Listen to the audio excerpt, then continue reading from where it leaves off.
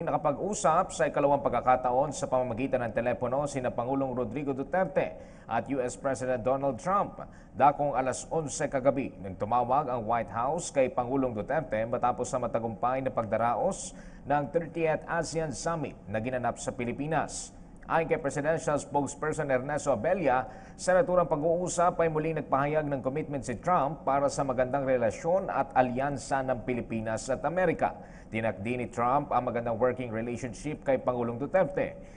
Binanggit din ni Trump na excited na itong mabisita ang Pilipinas kasabay ng idaraos na East Asia Summit. Sa darating na Nobyembre, inasang darating si Trump sa bansa para naman sa idaraos sa 31st ASEAN Summit kung saan kasama ang dialogue partners ng ASEAN countries kabilang ang Amerika.